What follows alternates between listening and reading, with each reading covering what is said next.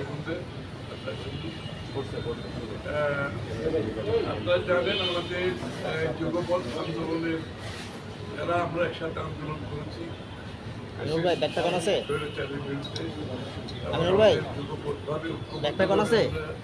একসাথে আমরা আন্দোলন করেছি রাস্তায়। আমরা সেই ধারা কিন্তু অব্যাহত রাখছি এবং এই ধারা অব্যাহত থাকবে। আমরা আগামী নির্বাচন, পরবর্তী সরকার গঠন সহ যে আমাদের আগামী দিনের গণতান্ত্রিক বাংলাদেশে গণতন্ত্রকে প্রাতিষ্ঠানিক রূপ দেব এবং আমাদের 31 দফা যে সংস্কার করতাম সেটা বাস্তবায়ন করবো আমরা সবাই নিয়ে।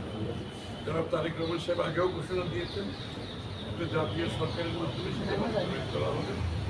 আমরা বিশেষ করে লন্ডন বৈঠকের পরে জনাব তারেক রহমান সাহেব এবং আমাদের ডক্টর ইউনূস সাহেবের সাথে প্রধান উপদেষ্টার সাথে বৈঠকের পরে ফেব্রুয়ারির প্রথমার্ধে নির্বাচনের যে আলোচনা জনগণ সেটা অত্যন্ত ইতিবাচকভাবে নিয়েছেন এবং যে আশঙ্কা ছিল জনগণ সেটা কেটে গিয়েছে।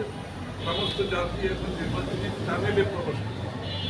আমরা সবাই নির্বাচনের দিকে এগিয়ে যাচ্ছি গণতন্ত্র পুনরুদ্ধার, গণতন্ত্রকে প্রাতিষ্ঠানিক রূপ দেওয়ার জন্য এবং বাংলাদেশের জনগণের রাজনৈতিক, সাংবিধানিক, গণতান্ত্রিক অধিকার প্রতিষ্ঠিত করার জন্য এবং একটি নতুন বাংলাদেশ গড়ার শপথ নিয়ে আমরা সবাই ঐক্যবদ্ধভাবে এগিয়ে যাব।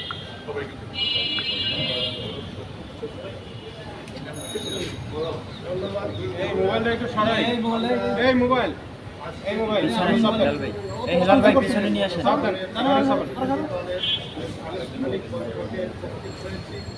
আমাদের প্রোগ্রামের পক্ষ থেকে আমাদের সভাপতি পরিষদের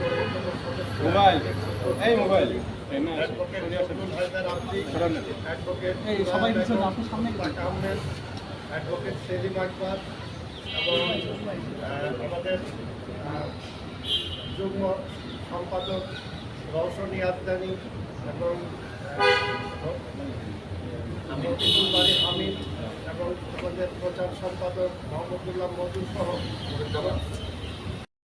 দেশি বিদেশি নানা ষড়যন্ত্রের কারণে আমাদের নির্বাচন ইতিমধ্যে লন্ডনে একটি স্মরণীয় বৈঠক হয় বিএনপির ভারপ্রাপ্ত চেয়ারম্যান জনাব তারেক রহমান এবং আমাদের অন্তর্বর্তীকালীন সরকারের প্রধান উপদেষ্টা প্রফেসর ডক্টর মোহাম্মদ ইউনূস তাদের মধ্যে এবং সেই বৈঠকের মধ্য দিয়ে বাংলাদেশে নির্বাচনের যে অনিশ্চয়তা এবং গণতান্ত্রিক প্রক্রিয়ায় রাষ্ট্রকে যে উত্তরণের যে পথ সেটা নিয়ে যে কালো মেঘ দেখা দিয়েছিল সেটা সমাধান হয়।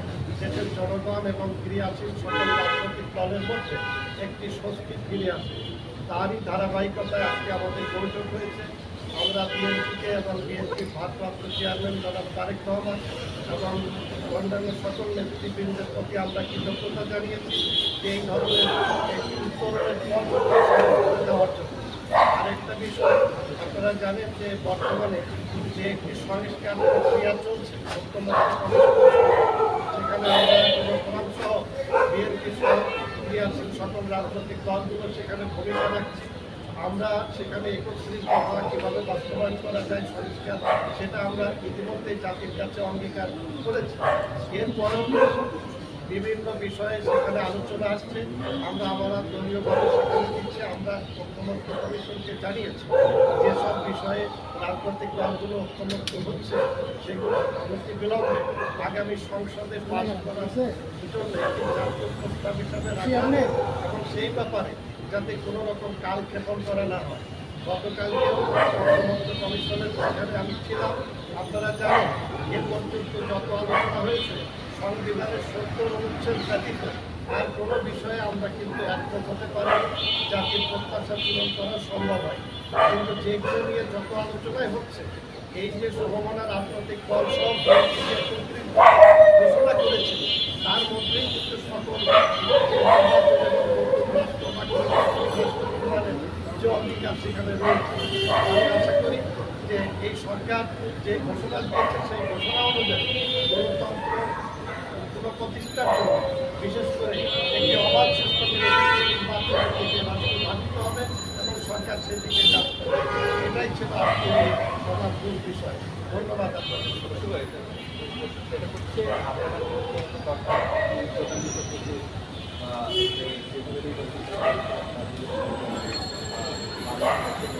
অভিযোগ দায়ের করেছে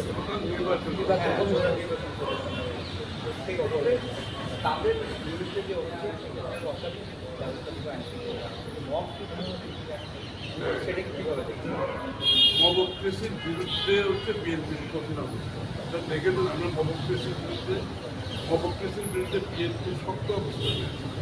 সেই অবস্থান থেকে বিএনপি সরে দাঁড়াবে না।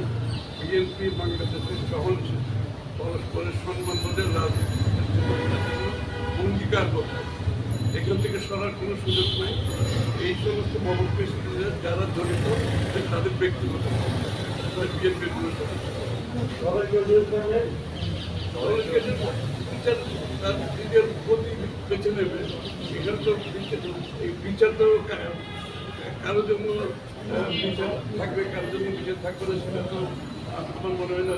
যারা আইনের শাসনে বিশ্বাস করে তারা সেটা কোনোদিনও করবে। আর যদি যাদের পাওয়া যায় পাওয়া যায়, প্রমাণ পাওয়া যায়।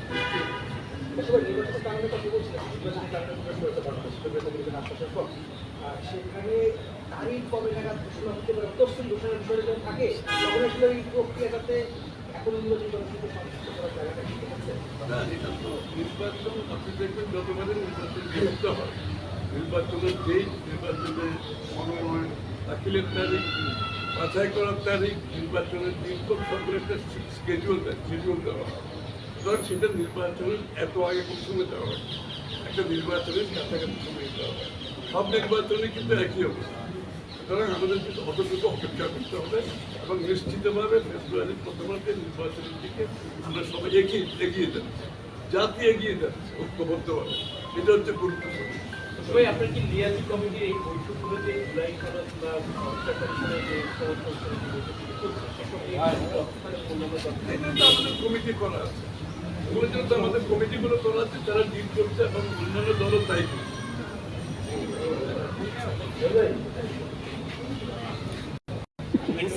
ভাই